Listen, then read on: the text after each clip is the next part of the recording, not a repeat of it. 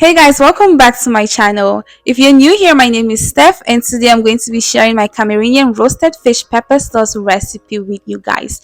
If you're familiar with Cameroonian roasted fish, you know that our pepper sauce is different from the rest. It's extraordinarily good, it's tasty, it's delicious, it's packed with flavors, and it's just everything that you need in a pepper sauce. This is actually the sauce that I use for my business and my customers go crazy. So I'm very excited for you guys to use this recipe in your kitchen and wow your guests.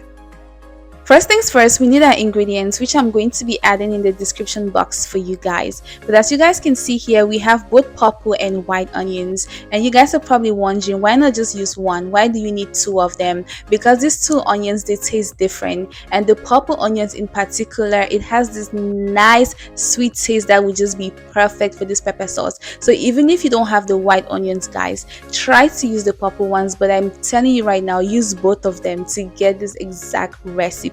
And apart from that, we have some celery sticks, ginger, garlic, basil, parsley, pepper, all the good stuff that you need to have the most tasty pepper sauce. Guys, I guarantee you, even if you cannot make fish, you see this pepper sauce like this, if you make this sauce, even your fish will pass wowo, they go still like them because of the pepper.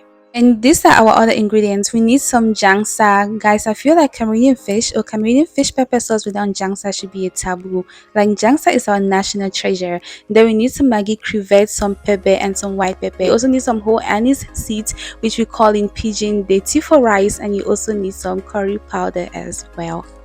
Now that we have all our ingredients, let's make the best roasted fish pepper sauce ever.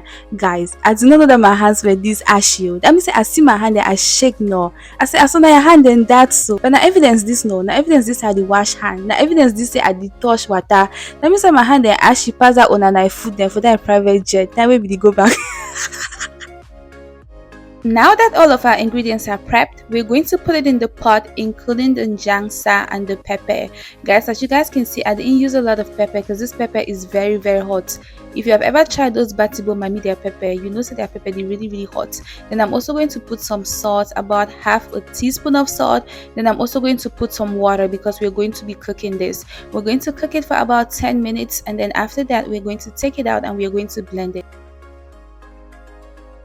I'm so sorry guys, I lost the footage of me cooking and blending our ingredients, but this is what it looks like after me blending.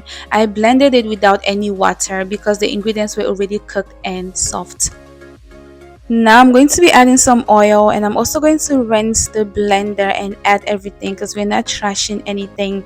And guys, this recipe really needs a lot of oil because it has njangsa, and you guys know njangsa makes things very thick. We are also going to be adding Maggie. We are only using Maggie crevette for this recipe because Maggie crevette is the best Maggie to use for anything fish related. Guys, little tip, when you're cooking, roasting or making anything fish related, make sure you use Maggie crevette. It's made with shrimp, so it has that fish flavor which is going to enhance the taste of the fish that you're making. Trust me, use this for your roasted fish and you come and say, Steph, you bad, because I really bad.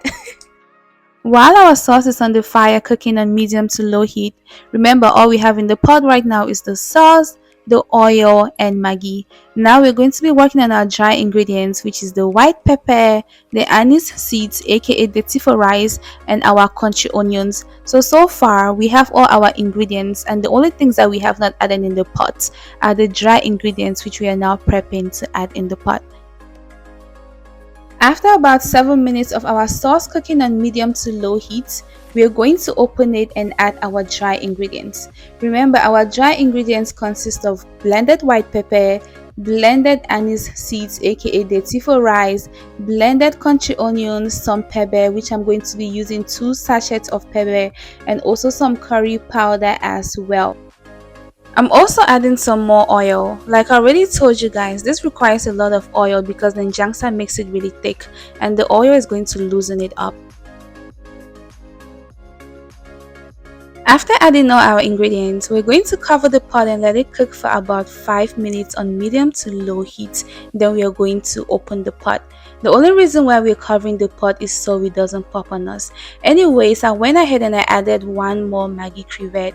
Remember, we have only used Maggie for this recipe. The only salt that we used was the half a teaspoon salt that we used when we were boiling our ingredients. So we really haven't used any salt.